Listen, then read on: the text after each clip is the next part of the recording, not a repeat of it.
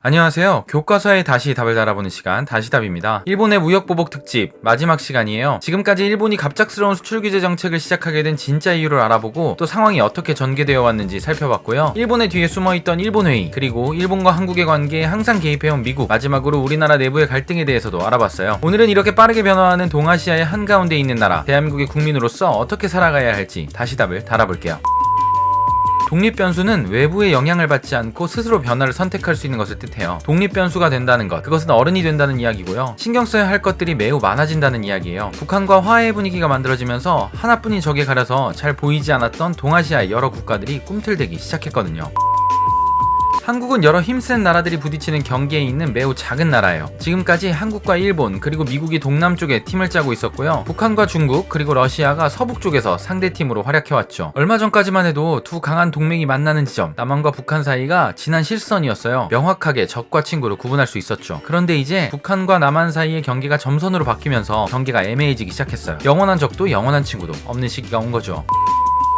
이 애매한 상황을 선명하게 만드는 신호탄은 일본이 쏘아 올렸어요. 남북이 화해하면 급격히 성장하게 될 것이고, 그렇게 된다면 과거사가 얽힌 일본이 더는 한국을 상대로 이익을 보기 힘들어질 수 있으니까요. 그래서 우리나라를 견제해야겠다고 생각한 거예요. 여러 카드를 만지작거리다가 한국의 핵심 산업에 타격을 주기로 결정했고, 그렇게 경제전쟁이 시작된 거죠. 한미일 동맹의 해무금 문제가 다시 물 위로 떠올랐고, 강한 동맹으로만 보였던 세세관계 깊숙한 곳에 금이 가게 된 거예요. 경쟁 국가들이 이 틈을 놓칠 리가 없겠죠.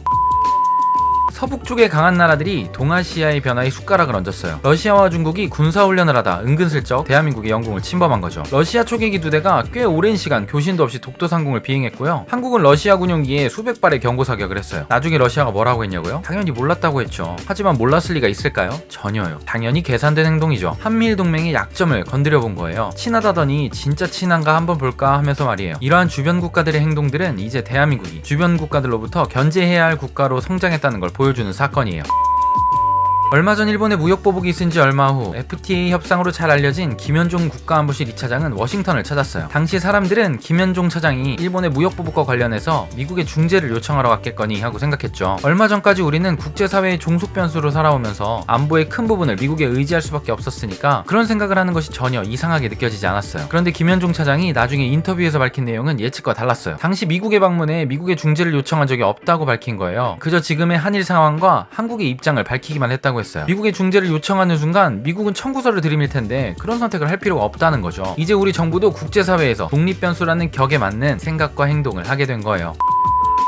누구나 처음에는 종속변수로 살아가요. 나의 의지와 상관없이 주변의 영향을 받으며 살아가는 순간들이죠. 그렇게 조금씩 성장하다 보면 선택의 갈림길에 서게 돼요. 이것 또한 알 수 없는 어떤 순간에 누구나 마주하게 되는 일이에요. 정말 결정적인 순간이죠. 계속 누군가의 영향 속에서 종속변수로 살아갈지, 스스로 생각하고 판단하며 변화를 이끌어 나갈 독립변수로 살아갈지 선택해야 하거든요. 이 선택을 해야 할 때 준비가 잘 되어 있다면 결정이 쉽겠지만 우리 삶은 대체로 갑작스럽게 이런 선택을 강요해와요. 그런데 독립변수로 살기 위해선 준비가 완벽하지 않더라도 독립변수로 살겠다고 결심하는 순간이 필요해요. 분명히 완벽하지 않은 준비로 큰 통증을 겪게 될 것이 뻔하지만 말이에요. 세상에 공짜는 없거든요. 지금 우리나라의 모습을 보세요. 복잡한 국제질서 속에서 독립변수로 자리 잡기 위해 여러 분야에서 성장통들을 겪고 있죠. 하지만 독립변수가 되겠다는 선택은 어른이 되기 위해 꼭 한 번은 해야 하고요. 그 통증은 우리가 서 있는 위치를 다시 한번 확인하게 해줄 거예요. 그리고 스스로 선택한 성장통을 극복하고 나면 전에는 보지 못했던 새로운 세상의 주인공이 되어 있을 겁니다.